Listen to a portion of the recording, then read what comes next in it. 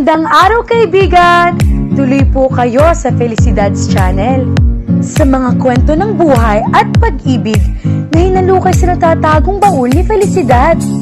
Pero bago po tayo magpatuloy, huwag niyo pong kalilimutan na i-like ang video, i-subscribe ang channel, at i-click ang notification bell para lagi kayong updated sa mga parating pa na upload.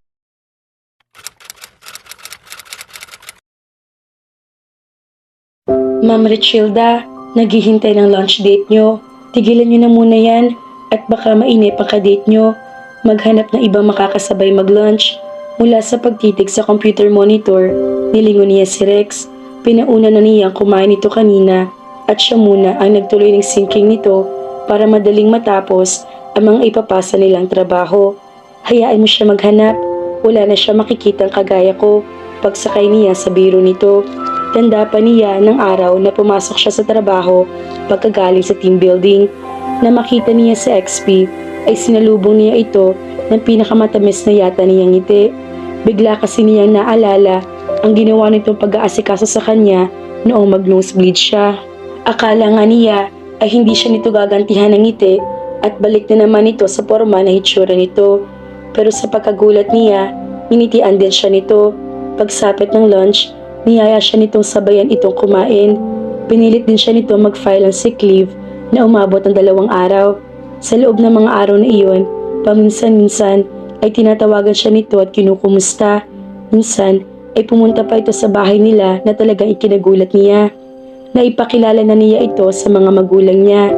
Nang pumasok naman siya, naging ordinaryong senaryo na makita silang sabay mag-lunch o kaya'y umuwi.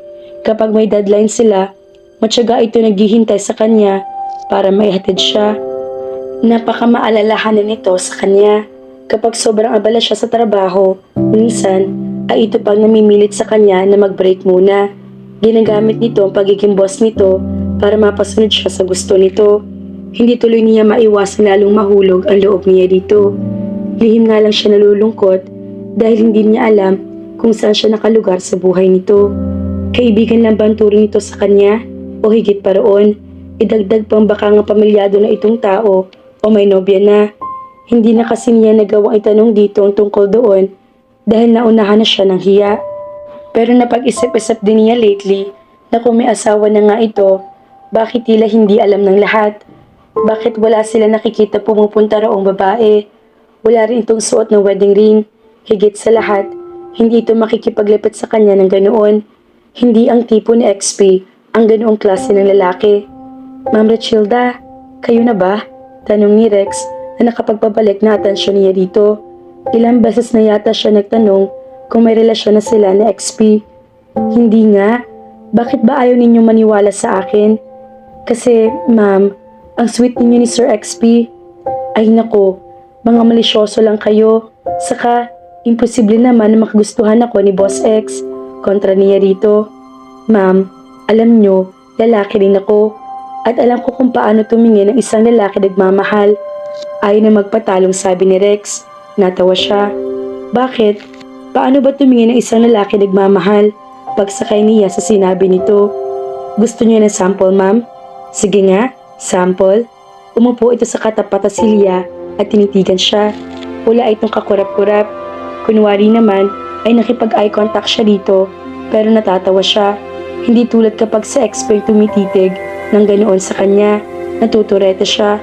Isang malakas na tikhim ang napatayo kay Rex. Napalingon siya sa pinto. Naburang ngiti niya na makita madilim na anyo ni XP.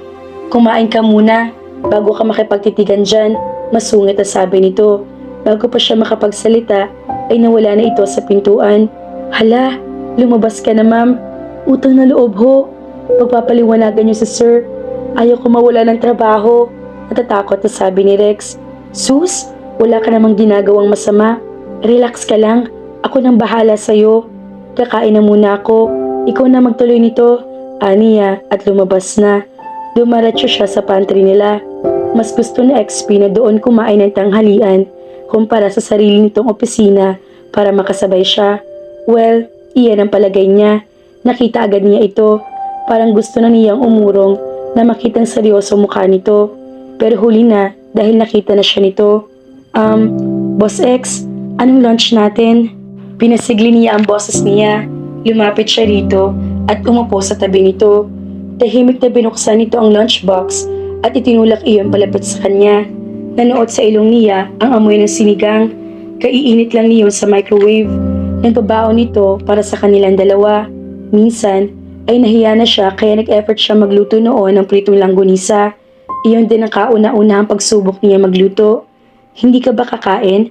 Tanong niya. Nung nagsisimula na siyang kumain ay hindi pa rin ito kumikibo. Nawala na ako ng gana. Matabang na sagot nito. Masama magpalipas ng gutom. Siya na ang naglagay ng kanin sa pinggan nito. Sige na Boss X, kumain ka na. Hindi ko kayang ubusin lahat ito. Masama pala magpalipas ng gutom. Bakit ngayon ka lang kakain? Kanina pa kita tinatawag. Parang batang maktol nito.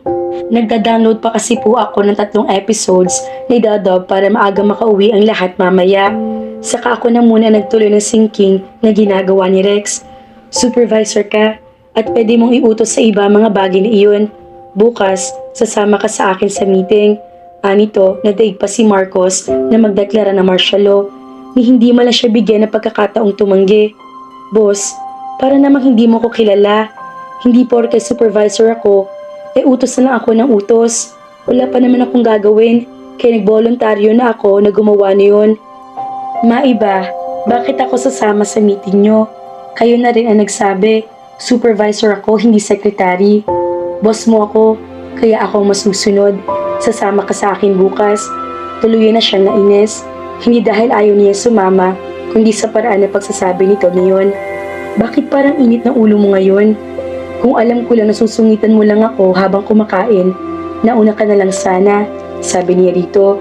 Kung noon siguro, hindi siya magtatakang pagsabihin ito ng ganoon. Para ano? Para kayo ni Rex ang magsabay kumain? Kami ni Rex ang... Teka, si Rex bang pinagkakaganyan mo? Nandidilat ang mga mata na tanong niya. Saka unti-unti siya nanunudyong mapangiti. Don't tell me, nagsiselos ka. Nakangising biro niya. Oo, nagsiselos ako. Ha? Gulat na sambit niya. Nagbibiro lang siya, hindi ba? Pasimpleng tumingin siya sa paligid. Mabuti na lang at sila lang ang nandoon at ang receptionist. Alam niyang narinig dito sa XP, pero patay mali siya ang drama nito na sige lang sa pagkain. Anong sabi mo? Tanong ulit niya. Para may nagmamarathon ng mga daga sa loob ng dibdib niya sa sobrang anticipation sa sasabihin nito. Wala, kumain ka na lang dyan. Masungit na sabi nito. May sinabi ka eh, hindi ako kakain hanggat hindi mo inuulit. Malakas ng loob na giit niya. Eh di wag kang kumain. Sino ba magugutom? Hindi naman ako. Anito. Sinimula na nitong lantakan ng pagkain na para bang hindi siya inangilan nito kani-kanina lang. Grrr! Patience, Maria Richilda. Sabi mo, nagsiselos ka? Narinig mo naman pala. Bakit ipinapaulit mo pa? Sagot nito na hindi siya tinitingnan. Sungit. Bakit ka nagsiselos? Kumain ka na. Huwag mo akong utusan. Kakain ako kapag gusto ko. Supervisor ka lang at ako ang manager kaya pwede kitang utusan. Now, eat. Wala na siya nagawa kundi ipagpatuloy ang pagkain. Tahimik na sinabayan niya itong kumain. Huwag ka nang sumimangot dyan. Huwag mo na rin pag-initan si Rex. Wala naman kaming ginagawang masama. Tinapos ko lang talaga ang pagda-download kaya hindi agad ako nakalabas. Sorry na, aniya, nang hindi matiis ang sobrang katahimikan. Iyon ang unang pagkakataon nagsabi siya ng sorry sa isang lalaki. Noong sila pa ni Marvin, mangingisay muna ito bago siya umaming may mali siya. Tiningnan siya nito, malambot ng ekspresyon nito. Sorry din, isa nakakatunaw ng ngiti ang pinakawala nito. Natutulala na patango na lang siya. Nakakawala talaga sa sarili ngiti nito. Pinapatawad mo na ako? Paniniyak nito. Natawa siya. Oo nga, ngumiti ito ng maluwag. Ipinagpatuloy na nito ang pagkain. So, hindi mo na ako gagawing sekretary bukas? Tanong niya. Natigil ito sa akmang pagsubo at nakakunot noong tinignan siya. Sasama ka pa rin. Outdoor shooting tayo bukas. Ang akala ko ba meeting? Alam niya may outdoor shooting sila para sa isang independent film na kumuha ng serbisyo nila. Ito nangangasiwa ng outdoor shoot nila at ng iba pang may kinalaman sa production services nila. Ang team lang niya humahawak ng post-production, editing, paglilinis ng mga SIM card at soundproofing, kaya hindi niya alam kung bakit kailangan siya nito roon. Nagbago ng isip ko, sa shooting ka na lang sumama, 5 a.m. ang call time. Susundin na lang kita sa inyo. Okay, you're the boss. Matagal-tagal na din siyang hindi sumama sa shooting. Ipagluto mo ko ng almusal ha? Sure, iyon lang pala. May request ka pa? Kaya mo magluto ng continental breakfast? Ang komplikado naman ng gusto mong almusal. Wag na yun. Yung simple na lang, gaya ng specialty kong pritong langgonisa. Kita mo, tatanungin mo ako kung anong gusto ko. Ipipilit mo rin palang gusto mo. Ayaw mo, kunwari ay nandidilat na tanong niya. Ito naman, hindi na mabiro. Okay nang sunod, pritong longganisa, nakangising sabi nito. He, nalaman nito mula sa nanay niya na nakailan ng gunisa muna siya na nasunog bago niya na perpekto ang pagkakaprito niyon. Gaya ng sinabi kay Richilda ni XP na nagdaang araw, sinundo nga siya nito sa bahay nila at dumiretso sila sa Lipa, Batangas. Doon sa mismong resort kung saan sila nag-team building ang location ng shoot. Ang akala pa naman niya ay mag-e-enjoy siya ng araw na iyon, pero naimbyer na lang siya. Wala kasing ginawang artistang babae ng pelikula, kundi lingkisin na tagawin ang atensyon ng binata mula sa kanya. Do you know that it takes 43 muscles to frown and 17 muscles to smile?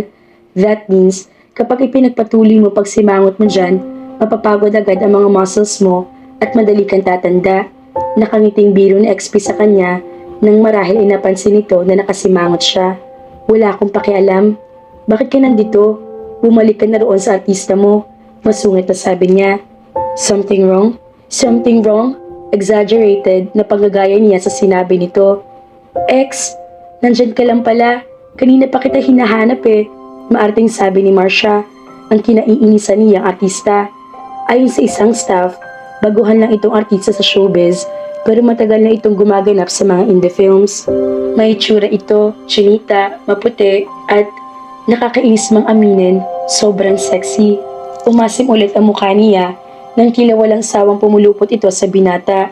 Halos dumikit na ang mayayamang dibdib nito sa braso ni XP. Ang landi talaga. Ako lang ang may karapatang tumawag sa kanya ng Boss X. Walang originality. You need something, Marcia? Accommodating na tanong dito ni XP na lalong ikinapuyos ang kalooban niya. Nothing. I was going to ask you to join me for lunch. Naipahanda ko na sa PA ang food natin. Malambing na sabi ni Marcia. Marcia, I'm sorry. Nakapangako kasi ako kay Richilda na sabay kami magla-lunch. If you want, you can join us. Gaya kanina na ipinakilala siya ng XP dito.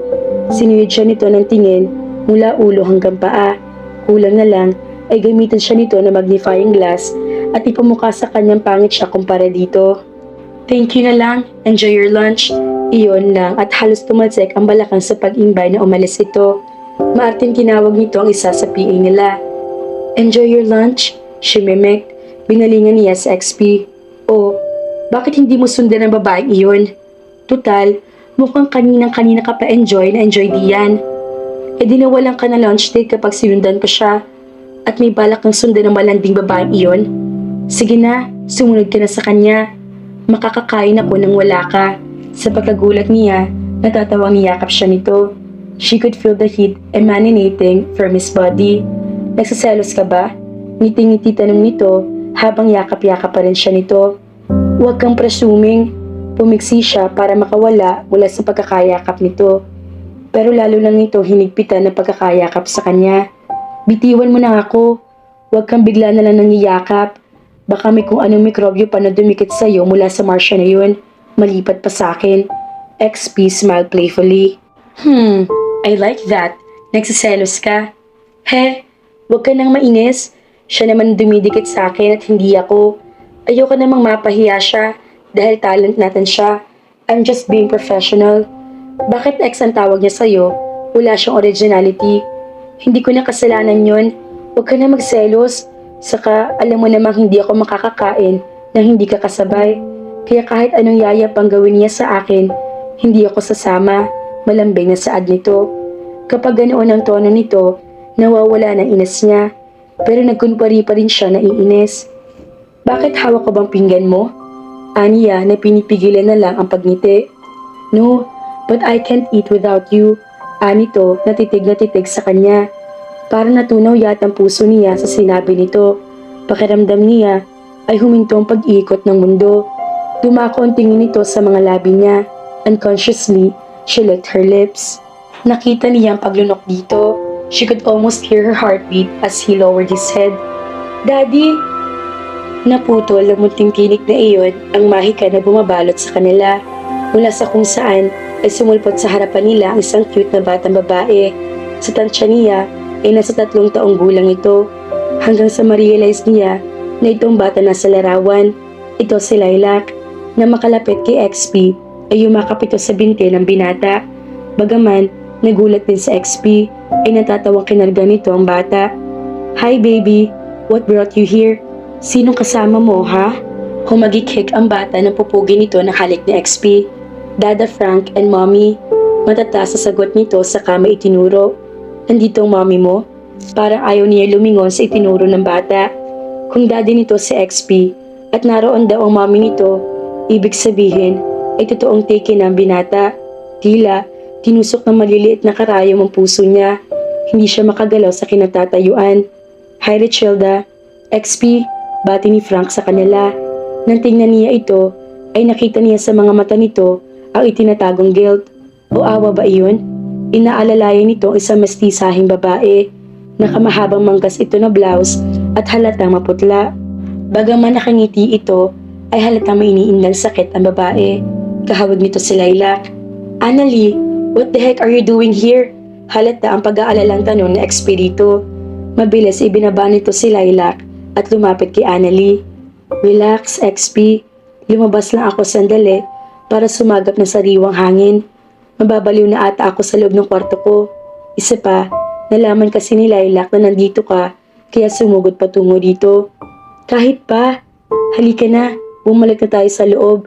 Masyadong mainit dito. Baka kung mapaano ka. Frank, ikaw nang bahala kay Lilac. Walang lingong inalalayan nito si Annalie pabalik sa pinanggalingan nito at ni Frank. Habang siya ay naiwan na katulala roon. Nakalimutan na nito kasama siya nito. Niyang ipakilala man lang sa kanyang ina at anak nito bilang respeto ay hindi nito na ginawa. Pakiramdam niya, sa sabog ng isip niya sa sobrang dami na nais proseso niyon. Paanong ni XP na may pagkalapit pa sa kanya, gayon nagawa may asawa na nga pala ito? Bakit wala man lang silang kaalam-alam sa opisina? Bakit ibinubuyo pa siya ni na Mabel at Frank kay XP? Gayong sigurado siyang alam ng mga ito na hindi na malaya ang lalaki. Bakit ngayon ang niya nakita ang babae? Higit sa lahat, bakit ang tanga-tanga niya na kahit may pag-aalinlangan na siya sa team building pa lang nila sa civil status nito, hindi pa rin niya ginawa ang lahat para pigilan ang sariling mahalin nito. Hey, are you crying? Halata nag-aalalang tanong ni Frank. Nakakunot ang noong sinalat niya ang peskin niya. Basa iyon. Hindi na niya namalayang umiiyak na pala siya. May asawa na pala si Boss X. Tanging nasabi niya, hindi niya asawa si Annalie. Mabilis na napalingon siya rito. May munting pag-asang umusbong sa puso niya na agad din naglaho ng dugtungan nitong sinabi. She's his fiancé, and this is Lilac, Annalie's daughter. Right at that moment, she felt like Frank had hammered the last nail in her coffin. Parang sasabog ang dibdib niya at hindi siya makahinga. Parang isa napakasamang paniginip na bigla ng kakatotoo. Kung kailan natagpuan na niya ang tunay na pagmamahal, saka naman nagbiro ang tadhana. Nakakaiyak naman mga kafelisidad. Ang lalaking natutunang mahalin ni Richilda ay meron na palang pananagutan. Ano na ngayon ang mangyayari sa ating bida? Iiwas na ba siya kay Boss X? Kaya naman, abangan!